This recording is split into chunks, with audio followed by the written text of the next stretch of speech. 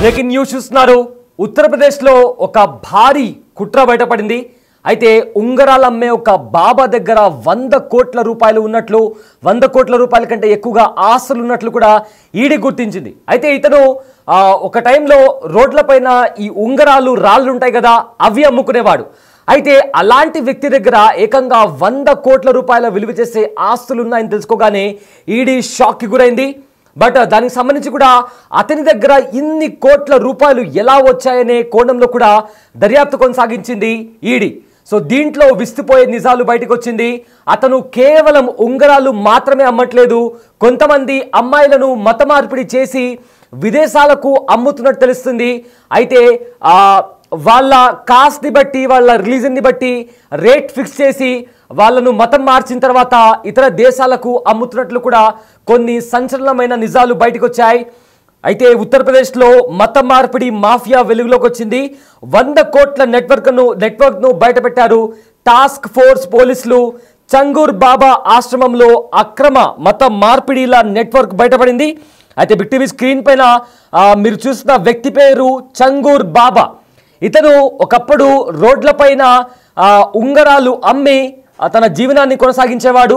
ఆ తర్వాత అతను ఒక మత మార్పిడి రాకెట్ను స్టార్ట్ చేశాడు. అయితే మతం మారే అమ్మాయిలకు ప్యాకేజీలు ఇచ్చేవాడు. అయితే అమ్మాయిలను విదేశాలకు అమ్ముతూ వ్యాపారం చేస్తూ ఏకంగా 100 కోట్ల రూపాయలను సంపాదించగలిగాడు. సామాజిక వర్గాన్ని బట్టి ఒక ధర ఫిక్స్ చేసి అమ్మాయిలను మత మార్పిడి చేసిన తర్వాత అతను అమ్మాయిలను విదేశాలకు అక్రమ రవాణా చేసేవాడు. అయితే బ్రాహ్మణ క్షత్రియ వర్గాలకైతే 15 నుంచి 16 లక్షల రూపాయలు ఇచ్చేవాడు. ఒకవేళ వెనుకబడిన వర్గాల వాళ్ళైతే 10 లక్షల నుంచి 12 లక్షల వరకు ఇతనికి డబ్బులు వచ్చేవి. ఇక ఇతర వర్గాలకు 8 నుంచి 10 లక్షల రూపాయలు కూడా ఇతనికి వస్తున్నట్టు సమాచారం. అయితే ఈ కేసును ఈడీ అధికారులు చాలా సీరియస్గా తీసుకున్నారు. 100 కోట్ల నగదు లావాదేవీ జరిగినట్లు కూడా గుర్తించారు. అయితే వీళ్ళందరినీ కూడా ఇస్లామిక్ దేశాలకు కూడా 40 నుంచి 50 సార్లు, అంటే అమ్మాయిలను ఇక్కడి నుంచి ఇండియా నుంచి ఇతర ఇస్లాం దేశాలకు కూడా ఇతను పంపిస్తున్నట్లు ఇప్పటికే ఈడీ అధికారులు గుర్తించారు. సో బాలారాంపూర్లో కోట్ల రూపాయల ఆస్తులు కూడా ఇతని పేరు మీద ఉన్నట్లు గుర్తించారు. భారతదేశం అంతటా చంగూర్ బాబా నెట్వర్క్ విస్తరించి ఉంటుందనే అనుమానాలు కూడా వస్తున్నాయి. అయితే రంగురాళ్ళు ఉంగరాలు అమ్ముకునే జమాలుద్దీన్ ఇతని పేరు గత 5 నుంచి 6 ఏళ్లలో లగ్జరీ వాహనాలు కూడా కొనుగోలు చేశారు. యూపీలోని మాధుపూర్ గ్రామంలో పెద్ద సామ్రాజ్యం ఏర్పాటు చేశాడు ఈ చంగూర్ బాబా. అయితే మహిళల డిగ్రీ కాలేజ్ ప్రారంభించాలనే ప్లాన్ కూడా చేస్తున్నట్టు తెలుస్తుంది. అందుకు కొత్త భవనాన్ని నిర్మించేందుకు కూడా ఈ చంగూర్ బాబా సిద్ధమయ్యాడు. చంగూర్ బాబా నెట్వర్క్కు చెందిన 14 మంది కోసం కూడా పోలీసులు గాలింపు చర్యలు చేపడుతున్నారు. ప్రత్యేక బృందాలుగా ఏర్పడ్డారు. ఏటీఎస్ ఇంకా ఎస్టీఎఫ్ బృందాలుగా ఏర్పడి అధికారులు ఈ చంగూర్ బాబాకి సంబంధించిన వ్యక్తులను పట్టుకోవడానికి కూడా ప్రయత్నిస్తున్నట్టు తెలుస్తోంది. ఇక ఆజంఘడ్, అదేవిధంగా ఇంకా కొన్ని జిల్లాల్లో, యూపీలో ఉన్న పలు జిల్లాల్లో కూడా ఇతని స్థావరాలు ఉన్నట్లుగా గుర్తించారు. అయితే ఈ కేసులో 2 అరెస్ట్ చేసి ఫర్దర్గా కూడా ఇన్వెస్టిగేషన్ కొనసాగుతుంది. గల్ఫ్ దేశాల లావాదేవీలపై కూడా ఈడీ అధికారులు స్పెషల్ ఫోకస్ పెట్టారు. అయితే నిధుల ట్రాన్స్ఫర్ చేసిన వారి కోసం కూడా, వారి ఆచూకీ కోసం కూడా ఇన్వెస్టిగేషన్ స్టార్ట్ చేశారు. అయితే ఉత్తరప్రదేశ్లో మత మార్పిడి మాఫియా బయటపడింది. చంగూర్ బాబా అనే ఒక వ్యక్తి, రోడ్లపైన ఉంగరాళ్ళు రంగురాళ్ళు అమ్ముకునే ఒక వ్యక్తి, అతని దగ్గర ఏకంగా 100 కోట్ల విలువ చేసే ఆస్తులు బయటకు వచ్చినట్లు కూడా ఈడీ అధికారులు విస్తుపోయే నిజాలను బయటపెట్టారు. అయితే ఎవరి చంగూర్ బాబా?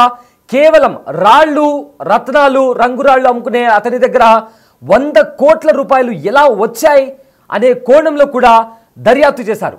దీంతో కొన్ని దారుణమైన నిజాలు బయటకు వచ్చాయి. ఈ చంగూర్ బాబా అనే వ్యక్తి మహిళలను ట్రాప్ చేసి వాళ్ళను ఇతర దేశాలకి కూడా అమ్మేవాడు. సో దాంతో అతనికి లక్షల రూపాయల విలువ చేసే డబ్బులు అతనికి అకౌంట్లో వచ్చి చేరేవి. సో ఈ నేపథ్యంలో అతను ఉత్తరప్రదేశ్లోని చాలా చోట్లలో అతని పేరు మీద కొన్ని కోట్ల విలువ చేసే ఆస్తులు, లగ్జరీ కార్స్ కూడా అతని పేరు మీద ఉన్నట్టు తెలిసింది. సో దీంతో అతని భాగోతం అంతా బయటపడింది. అయితే ఇతను తను ఎవరినైతే అమ్మాయిలనైతే ఇతర దేశాలకు అమ్మేస్తున్నాడో వాళ్ళకు ఒక రేట్ ఫిక్స్ చేసి, అంటే వాళ్ళు ఏ సామాజిక వర్గానికి చెందిన వాళ్ళు, ఆ సామాజిక వర్గానికి చెందిన వాళ్ళకి సంబంధించి అంటే ఒక్కొక్క సామాజిక వర్గానికి ఒక్కొక్క రేట్ లాగా ఇతను ఫిక్స్ చేసి అతను ఈ ఇతర దేశాలకు కూడా అమ్ముతున్నట్టు తెలిసింది. అయితే దానికి సంబంధించి బ్రాహ్మణ క్షత్రియ వర్గాలకైతే ఏకంగా 15 నుంచి 16 లక్షలు ఇతనికి వచ్చేవి. ఒకవేళ వెనుకబడిన వర్గాల వాళ్ళైతే 10 లక్షల రూపాయల వరకు కూడా ఇతను క్యాష్ చేసుకునేవాడు. ఇలా రకరకాల అంటే సామాజిక వర్గాన్ని బట్టి ఇతను అమ్మాయిలను ఇతర దేశాలకు అమ్ముతున్నాడు అనే ఒక కోణంలో ఇతనిపైన అనుమానం వచ్చి ఈడీ ఇతనిపైన కేసు ఫైల్ చేసింది. అయితే ఇతను మహిళల కాలేజ్ అంటే ఉమెన్ డిగ్రీ కాలేజ్ కూడా ఓపెన్ చేయడానికి రీసెంట్గా ఒక కొత్త భవనాన్ని కూడా ప్రారంభిస్తున్నట్టు తెలిసింది. అయితే ఇతని నెట్వర్క్ దేశమంతటా వ్యాపించిందా లేదా కేవలం ఉత్తరప్రదేశ్లోనే ఉందా అనే కోణంలో కూడా ఈడీ అధికారులు దర్యాప్తు చేస్తున్నారు.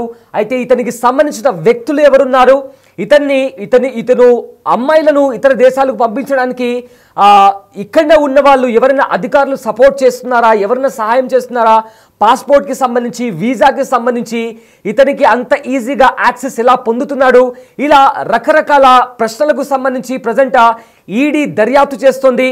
సో ఫర్దర్గా ఈడీ దర్యాప్తు తర్వాత ఇతను ఈ మత మార్పిడి మాఫియాకి సంబంధించి ఇందులో ఎవరెవరు ఇన్వాల్వ్ అయి ఉన్నారు అనే కోణంలో కూడా ప్రజెంట్ దర్యాప్తు కొనసాగుతుంది. అయితే ఈడీ కొన్ని వివరాలను కూడా బయటపెట్టింది. అయితే ఈడీ అధికారులతో పాటు మరికొంతమంది అధికారులు కూడా మాట్లాడారు. అయితే వాళ్ళు ఏం మాట్లాడారో ఒకసారి విందాం. छांगुर बाबा उर्फ जमालुद्दीन, जो अपने आप को हजरत जलालुद्दीन के रूप में, पीर बाबा के रूप में प्रोजेक्ट करता है, इसके द्वारा जनपद बलरामपुर के कस्बा उतरौला में एक कन्वर्जन के बड़े नेटवर्क चलाए जाने की बात प्रकाश में आई थी. इसकी जांच एसटीएफ द्वारा की गई और ये जानकारी हुई कि इस ग्रुप द्वारा इनके एजेंट्स प्रेम जाल में फंसाकर यंग लोगों का धर्मांतरण कराते हैं. इसके अलावा नाबालिग बच्चों का भी इस गैंग ने धर्मांतरण कराया. इस गैंग के 40 अकाउंट्स में विदेशों से 100 करोड़ से अधिक की धनराशि प्राप्त हुई, जिसका इस्तेमाल धर्मांतरण के लिए किया गया. ये सभी जानकारियों के साथ एसटीएफ ने एक केस दर्ज कराया, जिसकी इन्वेस्टिगेशन एटीएस द्वारा की जा रही है. एटीएस ने आज इसके मुख्य अभियुक्त छांगुर बाबा को गिरफ्तार कर लिया है और साथ ही 3 अन्य अभियुक्त भी गिरफ्तार हुए हैं. इसके आगे की इन्वेस्टिगेशन जारी है और भी अभियुक्तों के गिरफ्तार होने की संभावना है.